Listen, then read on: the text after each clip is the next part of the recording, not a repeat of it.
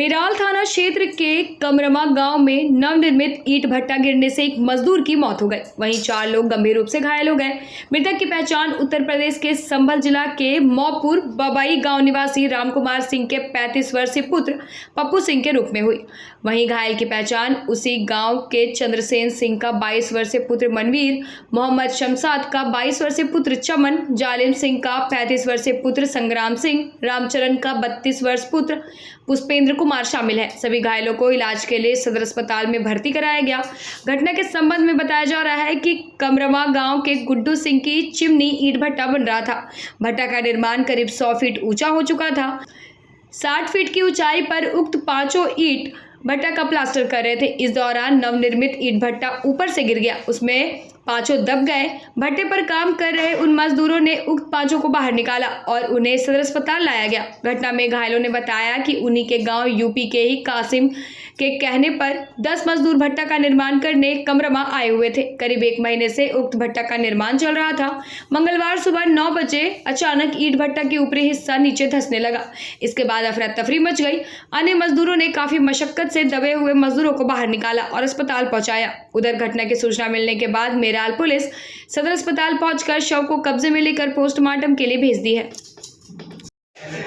अभी मेरे मेराल प्रखंड अंतर्गत विक्ताम पंचायत के कमरमा गांव है, जहाँ पे एक ईंट भट्टे का निर्माण हो रहा है। नया ईंट भट्टे का निर्माण हो रहा था। उसका जो मीनार बनता है बड़ा, जो वो क्या बोलते हैं उसको, चिमनी, धुआं जैसा निकलता है, उसका निर्माण हो रहा था। उसमें मुजफ्फरपुर के मजदूरों के द्वारा, सकुशल मजदूरों के द्वारा काम कराया जा रहा था, जिसमें उनका नीचे का ज़मीन धंसने या नीचे का जो एरिया है उसके धंसने से मीनार दब गई और तमाम मजदूर जो वहाँ काम कर रहे थे वो सबके सब दब गए, चोटिल हुए, घायल हुए और हॉस्पिटल लाने के क्रम में या फिर हॉस्पिटल ला करके आने के बाद एक मजदूर का मौत भी हुआ। तो ये काफ़ी दर्दनाक घटना है और मैं अपना संवेदना व्यक्त करती हूँ कि ऐसी घटनाओं को देख करके कहीं ना कहीं मन कुंठित होता है, मन व्यथित होता है कि आज के समय में आज हम जिस विकसित भारत की कल्पना करते हैं और विकसित भारत के नाम से तालियां बजाते हैं, वहाँ एक अभिशाप के रूप में सभी राज्यों में मैं देख रही हूँ कि सभी राज्यों में अभिशापित लोग हैं जिन्हें गरीब कहा जाता है।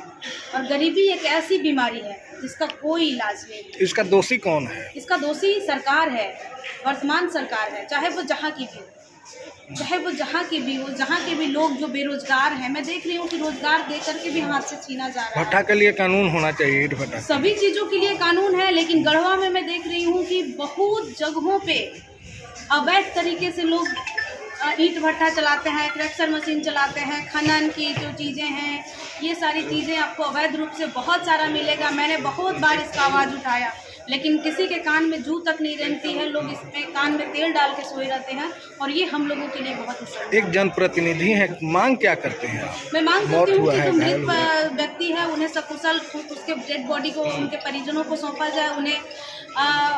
उन्हें जो मुआवजा उनका जो बनता है वो मुआवजा दिया जाए और जो घायल व्यक्ति हैं उन्हें अच्छे अस्पतालों में उनकी इलाज कराई जाए, यहाँ से हटाया जाए और उनको स्वस्थ करा के उनके परिजनों को सौंपा जाए। उसके बदले उन्हें भी, घायलों को भी मुआवजा देकर उनके परिवार को सौंपा जाए।